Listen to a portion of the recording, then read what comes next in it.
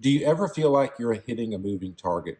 I know that you do, and I do as well. And in fact, we all have felt that way over the last several months as we've been navigating the impact of the COVID-19 virus in our community and even in our church. And I want to again thank you in advance for your prayers, your support, your patience, and your flexibility as we continue to adjust a situation that's constantly changing. Yet another change came yesterday. I'm sure by now you are aware that Mayor Skip Henderson, our mayor of Columbus, Georgia, issued an executive order yesterday that makes masks in public mandatory. If you've not yet read that executive order, I would encourage you as a responsible citizen of this city to read the executive order to make sure that you understand when masks are required, when they're not, and what that $50 fine could look like for you when it is enforced and you're not wearing a mask. So because of that, I would encourage you to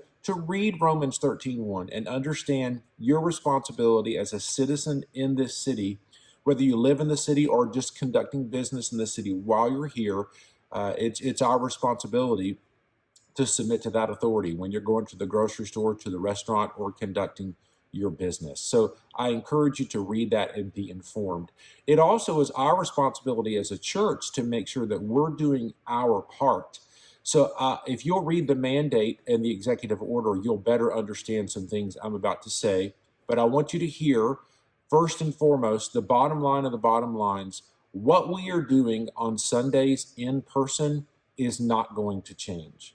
And in fact, the executive order makes the allowance for a local establishment to post a sign that says we are not going to enforce that mask mandate here.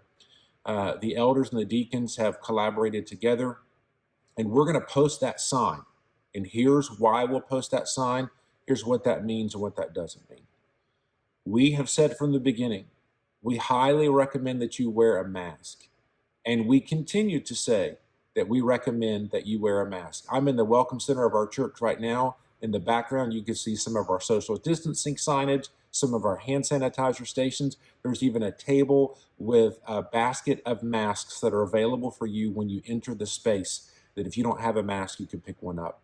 And as we've been gathering in person, there are some people that wear a mask the entire service, some people that don't wear a mask at all, some people that wear masks as they enter, and once they get into their seat, they take their mask off. And in fact, I want you to know that we have spread out our chairs for social distancing so that when you get to your seat, you're easily 6 feet or more from another person. So it's very easy to be safe if you're concerned about social distancing. And we're continuing our measures for fogging and wiping things down and sanitizing our space before and after every time there is a group gathered in this space. So know that we take this seriously. We're concerned for your safety, and we're doing all that we can do. The reason we're going to post a sign, though, is that as a church, our doors are open for people to come meet with God, meet with his people, and worship him. Therefore, we're not going to exclude or refuse entry to a person just because they don't have a mask on. That's why we're going to put the sign up, so that if someone comes in and for some reason they don't have a mask on, we're still going to welcome them into the building. But we still recommend that you wear a mask. We've said that from the beginning. So our language is the same, and it's really not changing, but we will post that sign out of respect for the expectation of the executive order to make sure that we are living out Romans 13:1. So that's what we're doing, and a little bit of backstory as to why we're doing it. I encourage you to continue to gather with us. If you're not yet ready to come in person, we completely understand that. Continue to worship with us online through our video or radio stream, but also consider coming and trying to meet with us in person. You can wear a mask. There's plenty of distance that you can maintain, and we assure you we're doing all we can do to make that it's a safe but unifying experience. A quick statement about unity. Let's not allow a difference of opinion on masks to become a seed for division that can fracture our unity. We are called to carry hope to the world, to be a beacon of joy and unity and love in this community, pointing others to Jesus. We're on mission for him. We're not going to allow masks or a difference of opinion to be uh, some seed of division. So let's just not play that game. Can we agree that together we're going to show love even if we differ on some things? And so we're about caring about the mission of God, giving glory to Him, worshiping Him, and so we're doing a lot here to make sure that we are making things safe and comfortable for people. But ultimately, we're gathering for the glory of God. So we hope that you'll join us this Sunday and Sundays ahead in person. If you're not ready for that, online. While you're watching this video, give me about another 60 seconds in case you've missed some of our other announcements. Happen to land onto this one.